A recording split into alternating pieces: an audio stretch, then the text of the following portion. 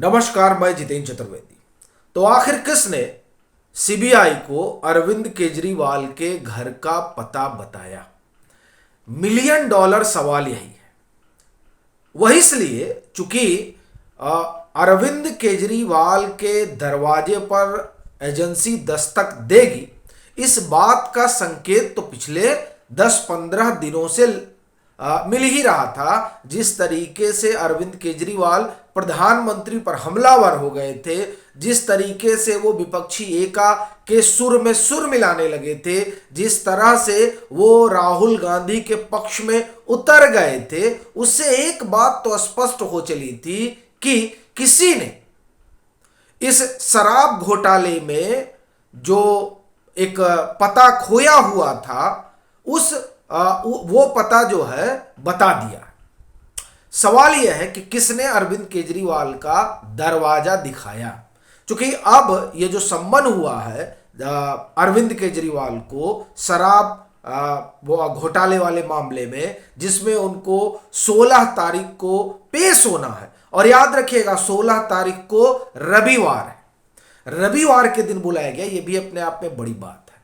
तो अब सबसे बड़ी बात जो हम कहें मिलियन डॉलर सवाल है कि उनके घर का पता दिया किसने। जब आप इस पर गौर करेंगे तो 2-3 बातें निकलकर सामने आती हैं। क्या मनीष सिसोदिया ने अपना मुंह खोल दिया? ये एक सवाल है।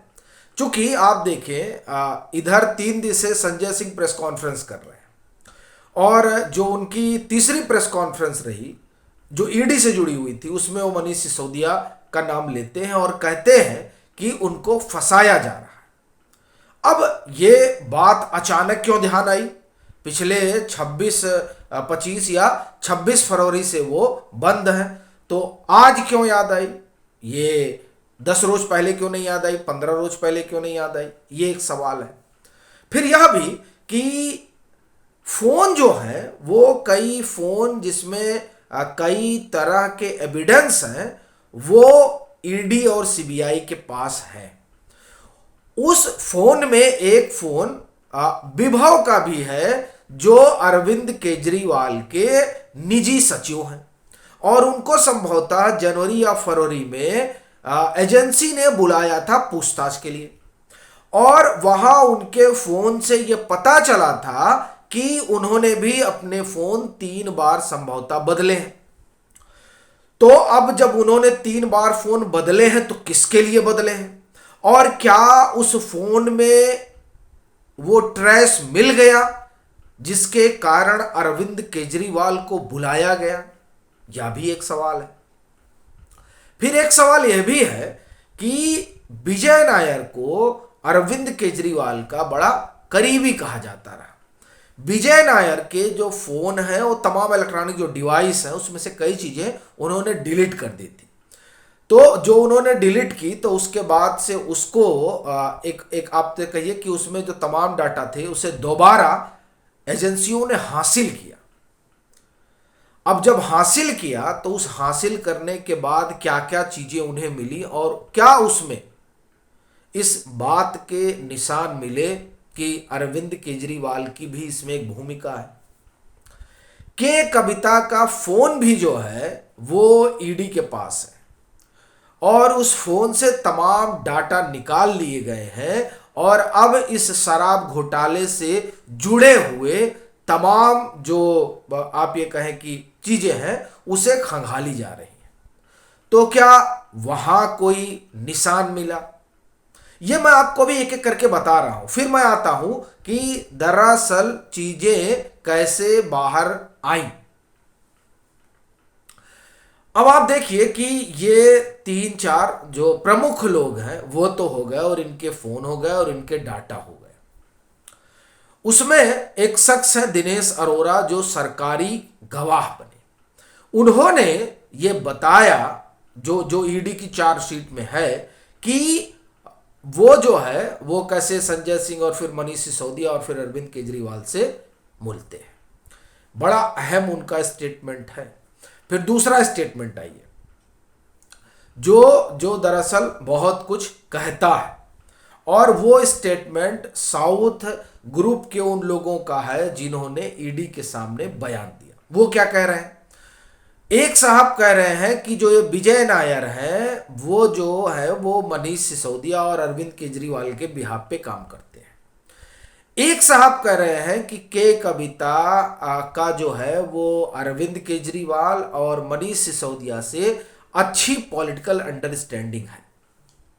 अब ये तमाम चीजें चल रही हैं और इसी दरमियान एक खबर आती है, वो ये कि मनीष सिसोदिया से ये जो पूछताछ चल रही है, इस पूछताछ में एजेंसी को संभावना है कि कुछ बड़ा मिल सकता है। तो क्या वो बड़ा जो है वो अरविंद केजरीवाल के घर का पता है?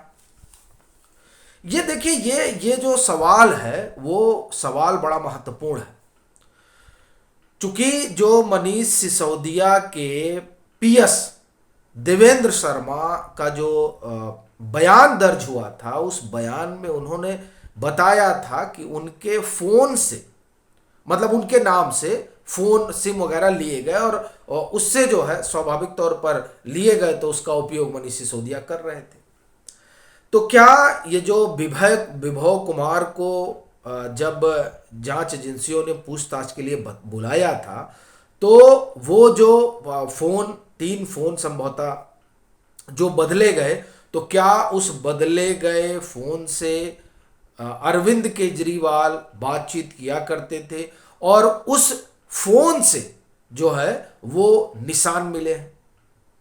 ये तमाम बातें जो है वो दरअसल यक्ष प्रश्न है, लेकिन इतना तो आप ये समझिए कि तय है। और उसमें खास तौर से ये जो सेक्रेटरी रहे, एक्साइज सेक्रेटरी से रविंद्रन, उनका जो स्टेटमेंट है, हमको लगता है कि असल में वहीं से इनके घर का पता मिला। क्या है उनका स्टेटमेंट? जो जिस स्टेटमेंट को दर्ज कराने के बाद 14 जनवरी को मनीष सिसोदिया का जो कंप्यूटर वो ले जाया जाता है, उसमें उन्होंने कहा था कि मनीष सिसोदिया ने हमें फोन किया और जब वो वहां पहुंचे तो सत्येंद्र जैन भी थे और अरविंद केजरीवाल भी थे। उन्होंने हमें नोट निकाल कर दिया और कहा कि इस तरीके का फेरबदल होना चाहिए, मतलब 5 से 12 होना चाहिए। अब ये जो उस अधिकारी का बयान दर्ज हुआ है, मुझे लग रहा है कि वही एक बड़ी चीज है। और दूसरा ये बड़ी चीज जो तमाम लोगों ने बताया अरविंद केजरीवाल को लेकर और जिनकी चर्चा ईडी की चार्जशीट में हुई, वो बात और इस अधिकारी का बयान और जो कई अधिकारी हैं जिन्होंने अपने अपने बयान दर्ज कराए, उन बयानों से और जो तमाम स्टेटमेंट लिए गए, उस स्टेटमेंट से एक बात तो ये मोटे तौर पर नजर आ रही थी कि अरविंद केजरीवाल को सब चीज की जानकारी थी। और ये जो तमाम डाटा अब निकल रहे हैं, उसमें चाहे फ़ोन का डाटा हो, मतलब सीडीआर हो, या फिर चाहे ईमेल हो, ये तमाम चीज़ें जो खंगाली जा रही हैं, ऐसा लग रहा है कि उसमें भी कुछ इस तरह के संकेत निकले होंगे। लेकिन बड़ी चीज़ जो नज़र आती है वो असल में ये जो सबके बयान रहे एक, और ख़ास तौर से जो सेक्रेटरी रहे उनका जो बयान रहा, वो मुझे लगता है इसमें बड़ी भूमिका निभाया कि जो मुख्यमंत्री हैं उनसे भी अब पूछताछ होनी चाहिए। वैसे तो वो कोई विभाग उनके पास है नहीं, लेकिन कोई विभाग नहीं है, मगर फिर भी सब विभागों को कैसे देखना है वो जानते हैं। और शायद यही वजह है कि उनके दस्तखत कहीं नहीं होते हैं, लेकिन ये जो 5 से 12 हुआ, जो फ़ोन हुआ, और उस फ़ोन के बाद जो वहाँ सब लोग बैठे हुए थे, सब लोग मतलब जब सी रविंद्रन जाते हैं और मनीष सिसोदिया, अरविंद केजरीवाल और सत्येंद्र जैन होते हैं, इस बात ने ही मुझे लगता है कि सीबीआई को केजरीवाल के घर का पता दे दिया। आपकी क्या राय है ज़रूर साझा करें। मतांतर से नहीं जुड़े हैं तो जुड़ें, वीडियो को लाइक करें और खूब शेयर करें।